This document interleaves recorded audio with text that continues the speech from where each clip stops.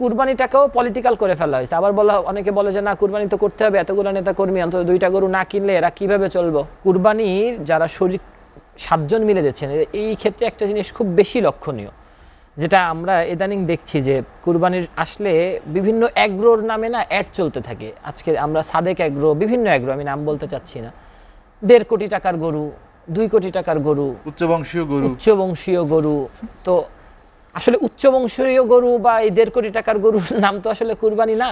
যারা এই লৌকিকতাগুলো করছেন, তো আমাদের সাথে যদি আমাদের এরকম হয় যে আমরা 7 জন মিলে গরু কুরবানি করছি বা আমরা 7 জন মিলে কুরবানিতে শরিক হয়েছি এবং সেই 7 জনের নিয়তের মধ্যে যদি কোনো সমস্যা থাকে, তাহলে কিন্তু এই কুরবানির মধ্যে সমস্যা হবে। এই জন্য আমি বললাম যে আমরা যখন 7 জনে মিলে কুরবানি করতে যাব, অবশ্যই এই 3টা বিষয় আমাদের খেয়াল রাখা দরকার। 1 নম্বরে নিয়ত, হালাল ইনকাম সবার আছে কিনা এবং লৌকিকতার মধ্যে আছে কিনা। মাওলানা আল জুবায়ের, আমরা যেটি নিয়ে আলোচনা করছিলাম পবিত্র ঈদুল আজহার তাৎপর্য, আপনি বলছিলেন হযরত ইসমাঈল আলাইহিস সালামের কথা, এবং তারপর থেকে যে ক্রমবর্ধমান, আমরা যদি আরেকটু আগে যাই, যেটি হজের কথা আপনি উল্লেখ করেছেন, হজটা আসলে কি, কার উপর ফরজ করা হয়েছে এবং কিনি হজ করবেন? আমরা অনেকে শুনি নামে হজ করেন, সেগুলো আসলে কতটা ইসলাম সম্মত?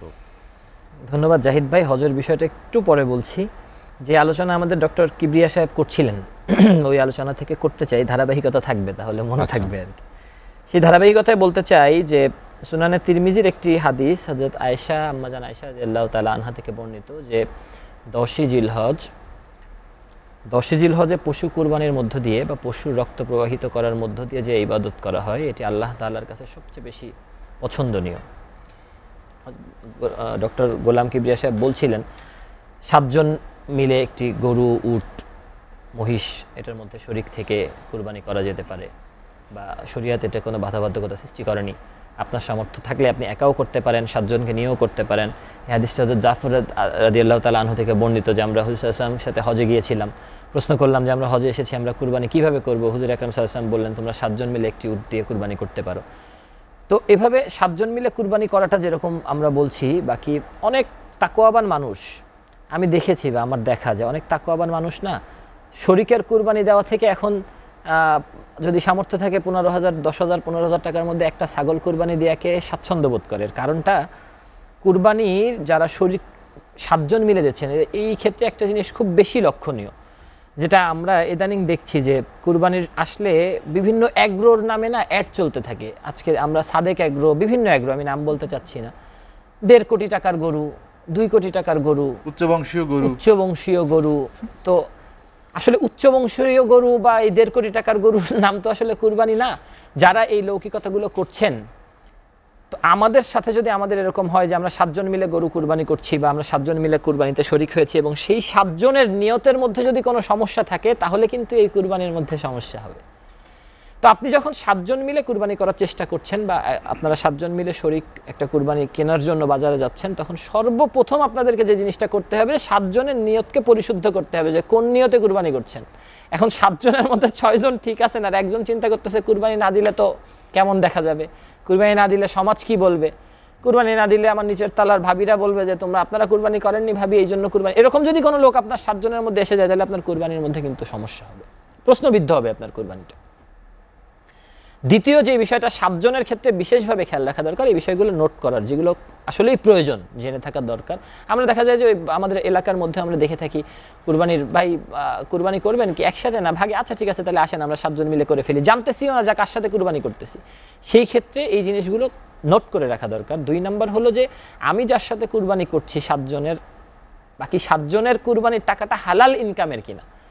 যদি এমন হয় যে আমাদের এখন তো হালালের সমস্যা নাই, আমি তো দেখছি যে এত হালাল বলতেছে যে আমার ওই বাণিজ্যটা তো রাজধানীর উত্তরাতে আর কি, ফুডের মধ্যে কিছু দোকান টোকান থাকে আর কি, ওইখান থেকেও হালাল পন্থায় কিছু টাকা পয়সা উঠায়। ওইখানে আমাদের নেতা যারা আছে ওনাদের প্রশ্ন করলে ওনারা বলে, ভাই আমরা যে নিরাপত্তা দিচ্ছি, পুলিশ টুলিশ আসলে উঠাই দেয় না, তো এই জন্য তো এটা হালাল হইব। তো এইরকম হালাল টাকা যদি আপনার ওই 7 জনের মধ্যে একজনের থেকে থাকে, তাহলে তো আপনার কুরবানি পুরাই হালাল হয়ে যাবে। এই জন্য আমার মনে হয় যে 7 জনের কুরবানি যখন দিতে যাবেন, তখন এই জিনিসটা 2 নম্বরে খুব ভালোভাবে দেখা দরকার, যে আপনার যেই বাকি 7 জন শরিক আছেন তাদের যে ইনকামের টাকাটা বা যে টাকাটা দেওয়া হচ্ছে কুরবানি সেটা হালাল ইনকাম কিনা এটা আপনি মাওলানা দেখবেন। জুবায়ের, একজনের দায় আরেকজনের ঘাড়ে আসবে কেন? এরকম অবশ্যই আপনাকে যখন শরীকে আপনি আপনার টাকাটা হালাল থাকে। আমি আপনাকে বলছি, আমি আপনাকে যেটা বলছি সেটা হলো আপনি যখন একা কোনো কাজ করবেন তখন আপনার জিনিসটা আপনার উপরে বর্তাবে, কিন্তু আপনি যখন শরিক নিয়ে কোনো কাজ করতে যাবেন অবশ্যই আপনার শরিকদেরকে আপনার দেখতে হবে, তাদের নিয়ত দেখতে হবে, তাদের পয়সা দেখতে হবে, এগুলো দেখতে হবে। কারণ আপনি আপনার হালাল টাকা দিচ্ছেন, আপনার হালাল টাকার মধ্যে যদি কেউ হারাম টাকা দিয়ে কুরবানি করে তাহলে আপনার ওই পুরা কুরবানিটা তো হইল না। আপনি প্রশ্নবিদ্ধ এই কুরবানি করা থেকে তো ছাগল কুরবানি করা ভালো, এক ভাগের একটা ছাগল কিনে নিয়ে এসে আপনি একা কুরবানি করা ভালো। এটাই বলতে চাচ্ছি আর কি। তৃতীয় যে জিনিসটা সেটা হইলো ওই যে সাদেক এগ্রো, লৌকিকতা। 1 নম্বরে নিয়ত 7 জনের, আমার একা করলে তো আমার নিয়ত কি আছে আমি জানি। 2 নম্বরে হালাল ইনকাম আছে কিনা এটা দেখতে হবে। 7 জনের যদি থাকে 3 নম্বরে দেখতে হবে লৌকিকতা আছে কিনা। বড় গরু কিনতে হবে এলাকার মধ্যে সবচেয়ে বেশি, মানে যেটা মানে নষ্ট।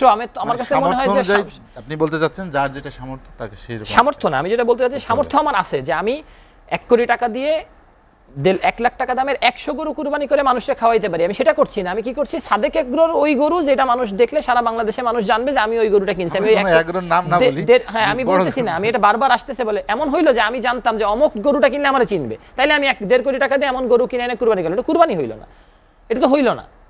এই জন্য আমি বললাম যে আমরা যখন 7 জনে মিলে কুরবানি করতে যাব অবশ্যই এই 3টা বিষয় আমাদের খেয়াল রাখা দরকার। 1 নম্বরের নিয়ত, হালাল ইনকাম সবার আছে কিনা এবং লৌকিকতার মধ্যে আছে কিনা, তবে আমার কুরবানিটাও প্রশ্নবিদ্ধ হয়ে যাবে।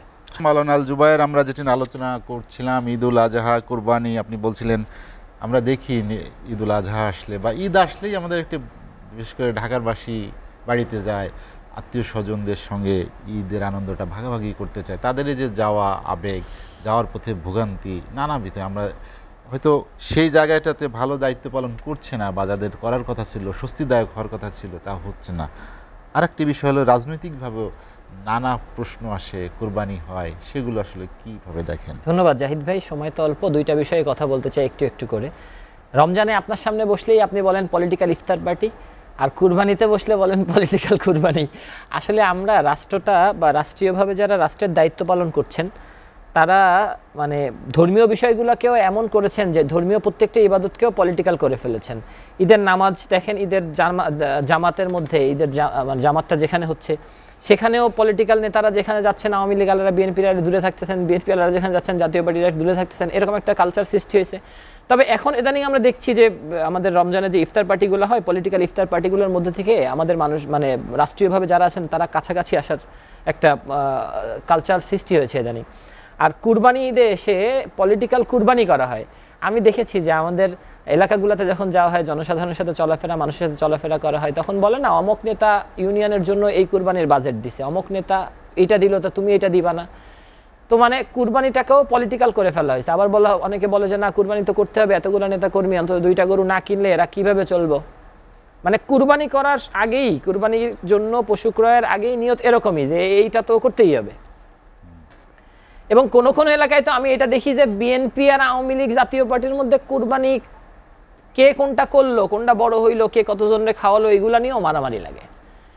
আমার না বিশেষভাবে নিবেদন যারা এই আলোচনা শুনছেন, যারা দেখছেন, এবং আমি আমার প্রতিও খেয়াল করব যে কুরবানি তো আর মানে আগামীকালকেই আমরা কুরবানিটা করব, অন্তত এখন থেকে আমরা নিয়তকে পরিশুদ্ধ করি, অন্তরটাকে একদম আল্লাহর প্রতি মোতাওয়াজ্জ করি। কেমন ছিল, কি জন্য কুরবানি আমাদের উপর অজীব করা হয়েছিল, ওই আবেগ, ওই সাইয়েদনা ইসমাইল আলাইহিস সালামের আবেগ, সাইয়েদনা ইব্রাহিম আলাইহিস সালামের আবেগ, এটাকে আমরা আমাদের মধ্যে আনার চেষ্টা করি যাতে আমাদের কষ্টে অর্জিত পয়সা দিয়ে কুরবানি করাটা আমাদের জন্য কাজে লাগে।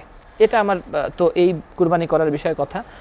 আর ঈদে আমরা যারা বাড়িতে যেতে চাই এ বিষয়ে কথা বলতে গেলে তো আরও সময়ের প্রয়োজন ছিল। বাড়িতে দেখেন ঢাকাতে আমরা যারা থাকি বা ঢাকাতে যারা আছেন তাদের মধ্যে 90% মানুষ বা 80% মানুষই ঢাকার বাইরের বা গ্রামের বাড়িতে, বা আমাদের বাংলাদেশ বাদে অন্য কোনো জায়গায় হইলে হয়তো গ্রামে যাওয়ার, গ্রামের বাড়ি থাকতো না, নিজের গ্রামের না। মেইন ব্যাপারটা হলো গ্রামের বাড়িতে আপনাকে করতে হবে এরকমটা না, কিন্তু আত্মীয় স্বজন গ্রামে থাকার কারণে অনেকে বিশেষত কুরবানি ঈদটা করতে চায় যে আমার নিকটাত্মীয়র কাছে যে করি কুরবানিটা, তাদেরকে নিয়ে করি, তারা যারা গ্রামের মধ্যে আছে গরিব মানুষ। এটা তো অবশ্যই চাইবে মানুষ বা করতে চায়, এটা দোষণীয় নয়। কিন্তু এই যাতায়াত ব্যবস্থা যাওয়ার ক্ষেত্রে যাদের দায়িত্ব হইল এই যাতায়াত ব্যবস্থাকে নিরাপদ করা, তারা ব্যর্থতার পরিচয় দিয়েছে বারবার।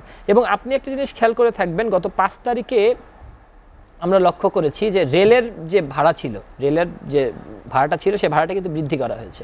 তা আমার মনে হয় যে এই মানুষগুলোর মধ্যে, এই দ্রব্যমূল্যের ঊর্ধ্বগতির মধ্যে কুরবানি করার জন্য বাড়িতে যাবে, ঠিক জি। তার আগ মুহূর্তে জুবায়ের, রেলের এই যে দাম বৃদ্ধি করা, এটাও মানুষের উপরে মরার উপর একটা খাড়ার গা হয়েছে। আপনাকে অসংখ্য ধন্যবাদ।